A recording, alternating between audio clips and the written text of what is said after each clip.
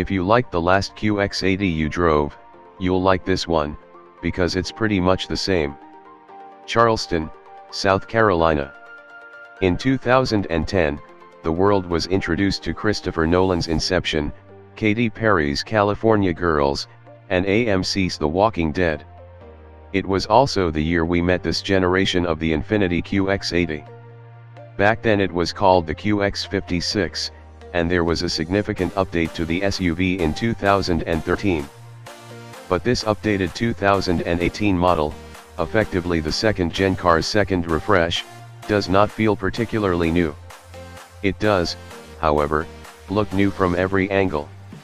With swelter headlights, LEDs are standard, a wider and more upright grille, sharp strakes in the hood, and the fact that said hood extends 3.5 inches farther forward than before, the new QX80 at least appears fresher. The 20 and 22-inch wheels have been redesigned, the running board is wider to make it easier to stand on, and out back you'll spot redesigned tail lights, restyled chrome trim, and a new bumper. Moving inside, well, it looks just like the cabin of the last Infiniti QX80 I drove.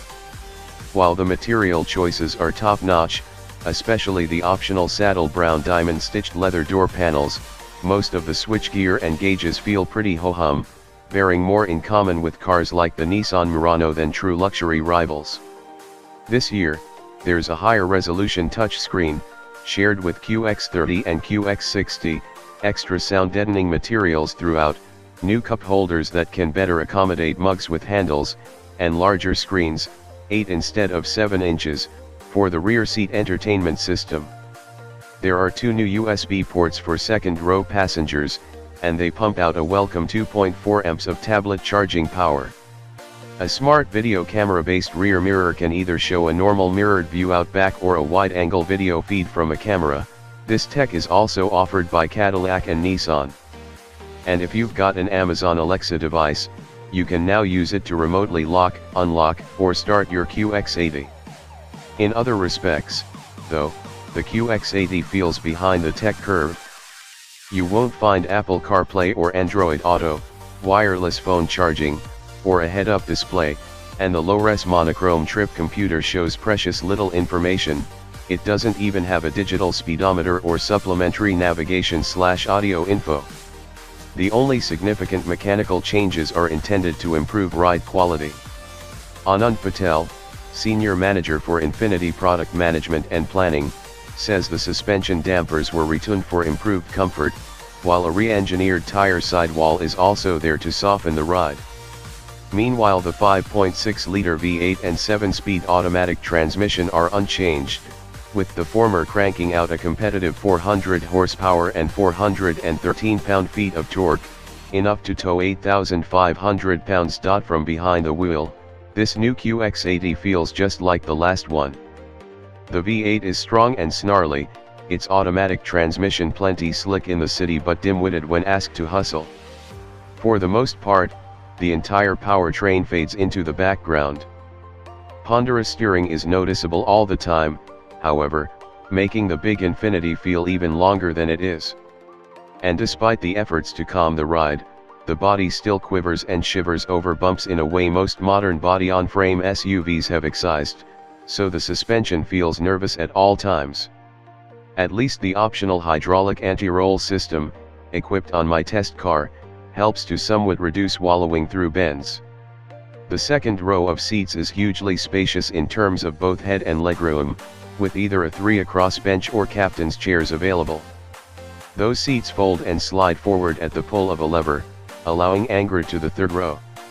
There's enough space that I can sit upright without hitting my head, but the super low seat cushion puts me in a knees-up stance I wouldn't want to keep for too long. Fortunately, a power recline function is available for the third row to somewhat ease comfort. Behind that, you'll find the cargo area has an unfortunately high lift-over height. At 16.6 cubic feet with the back seats up, it's a tad roomier than a Cadillac Escalade/GMC Yukon Denali, but a bit less than in a Lincoln Navigator. The long wheelbase Escalade ESV/Yukon XL and Navigator L, however, pack way more storage space.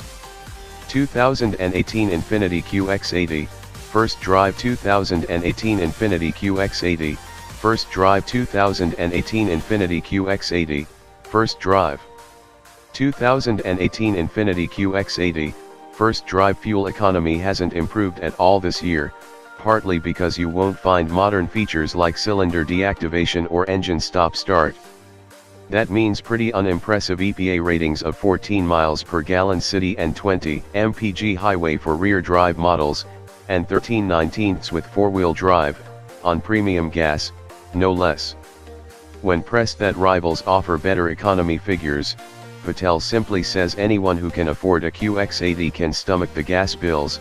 Fuel economy for this household income is not a huge impact. One thing in the QX80's favor is its relatively low starting prices of $64,750 for rear-wheel drive and $67,850 for four-wheel drive. That's about on par with the GMC Yukon Denali, $65,695, but undercuts the Lincoln Navigator, $72,055, and Cadillac Escalade, $73,395. Still, Infiniti officials say most QX80s go out the door optioned up to the mid-$70,000 range, and a fully loaded example will set you back $86,265. What's disappointing about the QX80 is that 7 years into its life, there are few meaningful advancements. It's heavier than before, fuel economy and power are unchanged, and the list of in-car technologies still lags behind the competition. In a vacuum, yes, it's a nice enough SUV with lots of style, a quiet cabin, and a decent list of available features. But while all its competitors have been updated and are thoroughly modern, the Infiniti QX80 seems to transport you a few years back in time.